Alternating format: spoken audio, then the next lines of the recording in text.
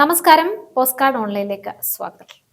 Martin, ഇപ്പോൾ ഒരു നീണ്ട വിവാദങ്ങൾക്കൊടുവിൽ രാഹുൽ മാങ്കൂട്ടത്തിൽ വീണ്ടും തിരിച്ചു വരികയാണ്. സോഷ്യൽ മീഡിയയിലൊക്കെ രാഹുലിന് അനുകൂലമായിട്ടുള്ള ഒരു തരംഗം എന്നാണ് ഇപ്പോൾ കാണാൻ സാധിക്കുന്നത്.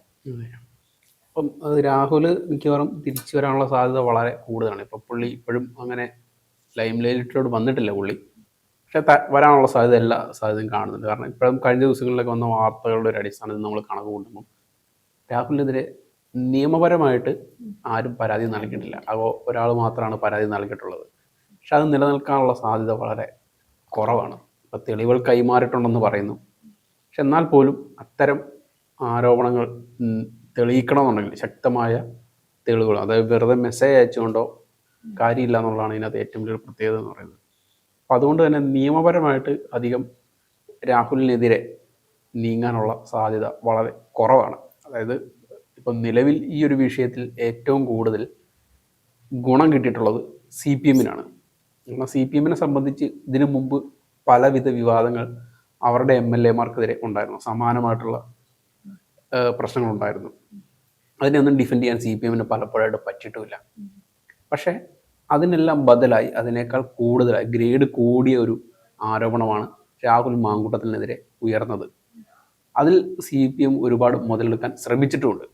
അതിന് പല കാരണങ്ങളുണ്ട്. ഒന്ന്, രാഹുൽ മാങ്കൂട്ടം ഒരു കോൺഗ്രസിൻ്റെ MLA ആണ്. 2, യൂത്ത് കോൺഗ്രസിൻ്റെ പ്രസിഡന്റുണ്ട്. 3, CPM-നെ ഏറ്റവും കൂടുതൽ പ്രതിരോധത്തിലാക്കുന്ന ഒരു നേതാവാണ്. അത് ചാനൽ ചർച്ചയിലായാലും സോഷ്യൽ മീഡിയയിലായാലും എവിടെയാണെങ്കിലും CPM-നെ ഏറ്റവും കൂടുതൽ പ്രതിരോധത്തിലാക്കുന്ന ഒരു നേതാവാണ്. അപ്പം ഇവരൊരു കൂട്ടമായിട്ടാണ് വരുന്നത്. മീൻസ് അതായത് രാഹുൽ മാങ്കൂട്ടം, ഷാഫി പറമ്പിൽ, റിജിൽ മാക്കുറ്റി, അങ്ങനെ ഒരു യുവനിരയുണ്ട്. അപ്പം ഇവരുടെ ഒരു കടന്നു വരവോടുകൂടി കോൺഗ്രസ്സിന് വലിയൊരു ആവേശമുണ്ടായിട്ടുണ്ട്.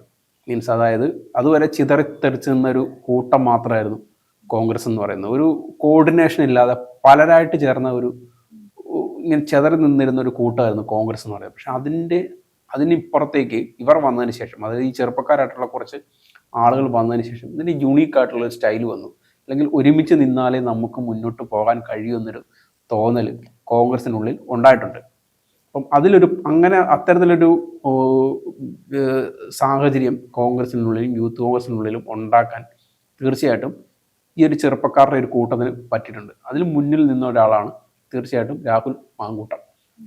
അപ്പം അതുകൊണ്ട് തന്നെയാണ് ഈ രാഹുൽ മാങ്കൂട്ടം ഷാഫി പറമ്പിലും നയിച്ച ഉപതെരഞ്ഞെടുപ്പുകളിലെല്ലാം അവർക്ക് വലിയ വിജയം ഉണ്ടാക്കാൻ സാധിച്ചത്. അതായത് CPM വലിയ പ്രതീക്ഷകൾ വെച്ചിരുന്ന സീറ്റുകളിലും നടന്ന മത്സരങ്ങളിലാണ് അവർക്ക് വലിയ വിജയം നേടാൻ പറ്റിയത്. അപ്പം ഇതിൻ്റെ ഒരു തുടർച്ച ഇനിയും ഉണ്ടാകുമെന്ന് തന്നെ, അതായത് ഇനി വരുന്ന തെരഞ്ഞെടുപ്പുകളിൽ ഉണ്ടാകുമെന്ന് CPM ഭയന്നിരുന്നു. അപ്പം അതുകൊണ്ട് തന്നെ ഇത്തരത്തിലുണ്ടായിരുന്ന ആരോപണത്തെ അവർ ഏറ്റവും നന്നായിട്ട് യൂസ് ചെയ്തിട്ടുണ്ടെന്നുള്ളതാണ് അത് ഏറ്റവും വലിയൊരു വസ്തുത എന്ന് പറയുന്നത്. പക്ഷേ അത് പാളിപ്പോയി. അത് പാളിപ്പോകാനുള്ള പ്രധാന കാരണം രാഹുലിനെതിരെ ഉയർന്നിട്ടുള്ള ഈ ആരോപണങ്ങൾ പലരും വിശ്വസിക്കാൻ തയ്യാറായിട്ടില്ലെന്നുള്ളതാണ് ഇതിനകത്ത് ഏറ്റവും വലിയൊരു വസ്തുത എന്ന് പറയുന്നത്. അതായത് ഈ സൗണ്ട് അല്ലെങ്കിൽ ഈ ശബ്ദ സന്ദേശങ്ങൾ പുറത്തു വന്നു, ഇതിനെ എങ്ങനെ വിശ്വസിക്കണം എന്നുള്ള ആളുകൾക്കറിയില്ല. അതായത് ഇപ്പോൾ കേട്ടത് ഏതാണ്ട് സെക്കൻഡുകൾ മാത്രമുള്ള വോയിസ് ക്ലിപ്പുകൾ മാത്രമാണ് കേട്ടിട്ടുള്ളത്. ഇതിന് മുമ്പ് എന്താണ് അവർ പറഞ്ഞത്, ഇതിന് ശേഷം ഇവരെന്താണ് പറഞ്ഞത്, ഇതൊന്നും വ്യക്തതയില്ലാണ്ട് അരമണിക്കൂറിനടുത്തുള്ള ഒരു വോയിസ് സന്ദേശമാണെന്നാണ് പറയപ്പെടുന്നത്. ആർക്കും അതിനെപ്പറ്റി വ്യക്തതയില്ല. ചെറിയൊരു ഭാഗം മാത്രമാണ് കേട്ടിട്ടുള്ളത്. അപ്പം ഇതുകൊണ്ട് തന്നെ ഇതിനകത്തൊരു പ്രശ്നമുണ്ട്. എന്താണ് ഇവർ തമ്മിലുള്ള റിലേഷൻ? അതായത് ഈ പുറത്തു വന്ന ശബ്ദത്തിലുള്ള സ്ത്രീയും രാഹുലും തമ്മിലുള്ള റിലേഷൻ എന്താണ്, അവർ തമ്മിലുള്ള ബോണ്ടിങ്, ഇതിനെക്കുറിച്ച് നമുക്കറിയാൻ പറ്റില്ല. എന്താണ് അവർ തമ്മിലുള്ള ബന്ധം, ഇതിനെക്കുറിച്ച് നമുക്കറിയില്ല. അതുകൊണ്ട് തന്നെ ഈ ശബ്ദ സന്ദേശങ്ങൾ വിശ്വസിക്കുന്നതിന് ഒരുപാട് പരിമിതികളുണ്ട്. കാരണം 2 വ്യക്തികൾ തമ്മിൽ ലൈംഗിക ബന്ധത്തിൽ ഏർപ്പെടുന്നത് അവരുടെ മാത്രം സ്വകാര്യതയാണ്. അപ്പം അതിൽ മറ്റൊരാൾക്ക് അതിനകത്ത് തീർച്ചയായിട്ടും ഇടപെടാൻ പറ്റില്ല. അത് ലൈംഗിക ബന്ധമുണ്ടായി അത് ഗർഭിണിയായാൽ പോലും അവരുടെ തീരുമാനമാണ് എന്ത് ചെയ്യണമെന്നുള്ളതിനെ പറ്റി. അത് അവർക്ക് തീരുമാനിക്കാം.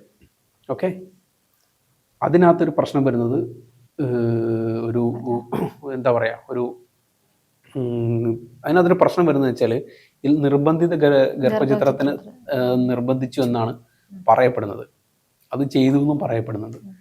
അങ്ങനെ ചെയ്യണമെന്നുണ്ടെങ്കിൽ തീർച്ചയായിട്ടും അല്ലെങ്കിൽ അതൊരു കുറ്റകരമാണെന്നുണ്ടെങ്കിൽ രാഹുലിനെതിരെ ഒരു കുറ്റകൃത്യം ആരോപിക്കണമെന്നുണ്ടെങ്കിൽ ഈ വ്യക്തി, അതായത് ഈ പെൺകുട്ടി പരാതി നൽകണം. പെൺകുട്ടി പരാതി നൽകിയിട്ടില്ല. അതാണ് ഏറ്റവും വലിയ പ്രശ്നം എന്ന് പറയുന്നത്.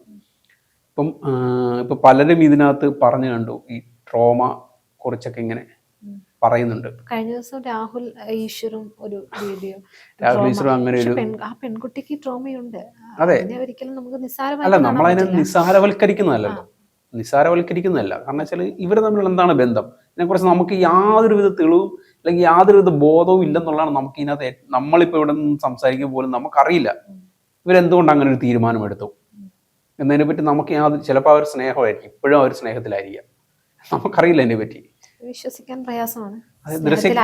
എന്നുള്ളത് ഇപ്പം ദൃശ്യക്ക് അറിയാം ഇപ്പൊ അവർ തമ്മിലുള്ള ബന്ധം എങ്ങനെയാണ്, അവരുടെ ബന്ധത്തിന്റെ ആഴം എന്തെങ്ങനെയാണ്. പരാതിക്കാരി പുറത്തു വരാതെ നമുക്ക് അതിനെക്കുറിച്ച് അതാണ് ഞാൻ പറഞ്ഞിരുന്നത്. പരാതിക്കാരി ഇപ്പോഴും പുറത്തു വന്നിട്ടില്ല, മനസ്സിലായോ? അവർ പരാതി പറഞ്ഞിട്ടില്ല. അത് നിയമസഹായം അവർ തേടിയിട്ടില്ല എന്നുള്ളതാണ് ഇതിനകത്ത് ഏറ്റവും വലിയ പ്രശ്നം. അതുപോലെ തന്നെ പല ആരോപണങ്ങൾ ഉന്നയിക്കപ്പെട്ടു ഇതിന്റെ കൂട്ടത്തിൽ തന്നെ. ഇവരാരും പുറത്ത് പറയുന്നില്ല. എന്തുകൊണ്ട് പറയുന്നില്ല? ഇപ്പം അവർക്ക് പ്രശ്നമുണ്ടായി, ഇവർ പാർട്ടിയിൽ പരാതി പറയുന്നു എന്നാണ് പുറത്തു വരുന്ന വാർത്തകൾ. പാർട്ടിക്കാർ പോലും അങ്ങനെ പറയുന്നില്ല. അതായത് ഈ പരാതി ലഭിച്ചു എന്ന് പറയുന്ന പാർട്ടിക്കാർ പോലും എത്ര പേർ പറഞ്ഞു, ആരൊക്കെയാണ് പറഞ്ഞത്, അല്ലെങ്കിൽ അതിനെപ്പറ്റി യാതൊരുവിധ സൂചനകളും ഇവർ പറയുന്നില്ല. മാത്രമല്ല, അങ്ങനെ ഒരു പരാതി ഉണ്ടെന്നുണ്ടെങ്കിൽ ഉത്തരവാദിത്തമുള്ളൊരു പാർട്ടി നേതാവ് എന്താ ചെയ്യേണ്ടത്?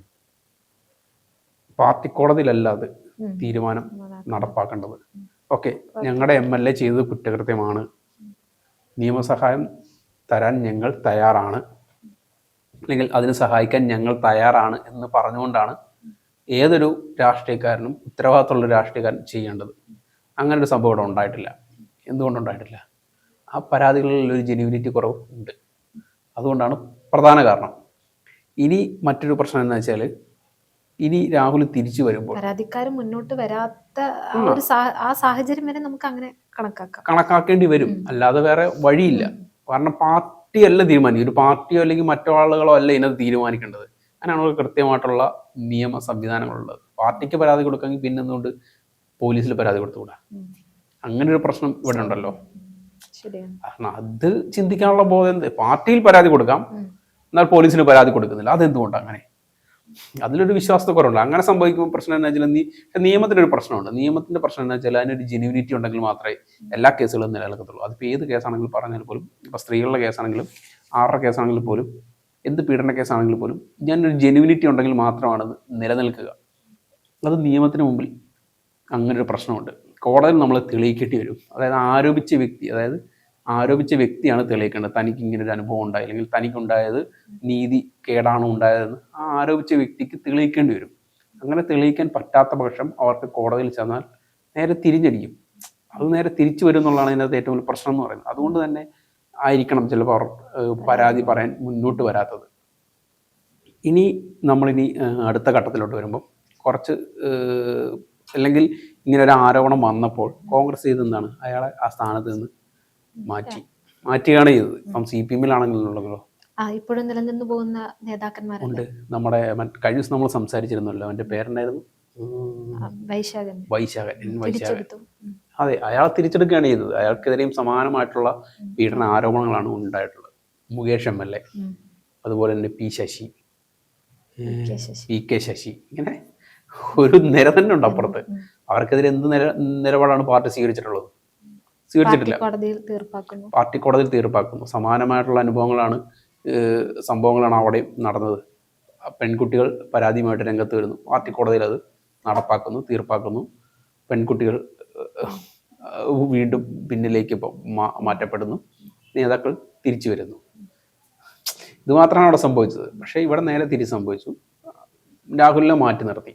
ഇനിയിപ്പോൾ മറ്റ് ഘടകങ്ങൾ കൂടി നോക്കേണ്ടി വരും. നിയമപരമായിട്ട് അത് നിലനിൽക്കുന്നില്ലെന്നുണ്ടെങ്കിൽ രാഹുലിന് തിരിച്ചു വരാം. ഇനി ഇത് ഇയാളിനി തിരിച്ച് സഭയിലേക്ക് വരുമ്പോൾ CPM എങ്ങനെയാണ് ഇത് കൈകാര്യം ചെയ്യുക എന്നുള്ളതാണ് അടുത്ത ഘട്ടം എന്ന് പറയുന്നത്. കാരണം CPM-നെ സംബന്ധിച്ച് ഇതൊരു വീണ് കിട്ടിയ അവസരമാണ്. ഈ അവസരം അവർ ഇനി അടുത്ത തെരഞ്ഞെടുപ്പ് വരെ കത്തിച്ചു നിർത്താൻ CPM ശ്രമിക്കത്തുള്ളൂ. കാരണം അവർക്ക് ഇതുപോലൊരു അവസരം ഇനി കിട്ടാനില്ല. അതുകൊണ്ട് തന്നെ തെരഞ്ഞെടുപ്പ് വരെ ഇവരിതിനെ കൊണ്ടുപോകും. അവിടെയാണ് ഇനി ഈ ഷാഫിയും രാഹുലും അടക്കമുള്ള യുവ നേതാക്കൾ ഇതിനെ പ്രതിരോധിക്കുന്നത് എങ്ങനെയാണെന്ന് നമുക്ക് കാണേണ്ടി വരുന്നത്. ഇപ്പോൾ തന്നെ നമുക്ക് മനസ്സിലാകുന്ന ഒരു കാര്യം, അതിശക്തമായിട്ടുള്ളൊരു പിന്തുണ രാഹുലിന് കിട്ടുന്നുണ്ടെന്നുള്ളതാണ്. ഇതിപ്പം സോഷ്യൽ മീഡിയയിലാണെങ്കിലും പുറത്താണെങ്കിൽ പോലും ഞാൻ ഈ പറഞ്ഞ കാര്യങ്ങൾ വെച്ചിട്ടാണ് ആളുകൾ ഇതിനെ വിലയിരുത്തുന്നത്. അതുകൊണ്ട് തന്നെ രാഹുലിന് ഇപ്പോഴും വലിയൊരു പിന്തുണ കിട്ടുന്നുണ്ട്. അപ്പം ഇത് സത്യം പറഞ്ഞാൽ CPM-നെ അലസോരപ്പെടുത്തുന്നുമുണ്ട്. അപ്പം ഇനിയിപ്പം എന്താണ് സംഭവിക്കാൻ പോകുന്നതിനെ കുറിച്ച് നമുക്ക് ഇനിയാണ് കഥ തുടങ്ങുന്നത്. മറ്റേ പറയുന്ന പോലെ ഇനിയാണ് കഥ ആരംഭിക്കുന്നത്. അപ്പം തീർച്ചയായിട്ടും രാഹുൽ തിരിച്ചു വരും, ഇതിനെല്ലാം ഒരു മറുപടി നൽകുമെന്ന് തന്നെയാണ് ഞാൻ പ്രതീക്ഷിക്കുന്നത്. അതിനു വേണ്ടിയുള്ള ഒരു സമയത്തിന് വേണ്ടിയുള്ള കാത്തിരിപ്പായിരിക്കണം.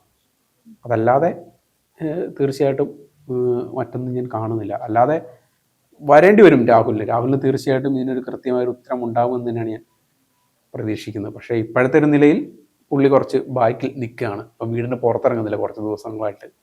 അപ്പം തിരിച്ചു വരേണ്ടി വരും രാഹുലിന് തീർച്ചയായിട്ടും അതിനൊരു ഉത്തരം. അല്ലാതെ ഇപ്പം രാഹുൽ എന്ന് പുറത്തു വന്നാലും ആദ്യം നൽകേണ്ട ഉത്തരം ഇതുമായിട്ട് ബന്ധപ്പെട്ടുള്ള ചോദ്യങ്ങൾക്കുള്ള ഉത്തരം തന്നെയാണ്.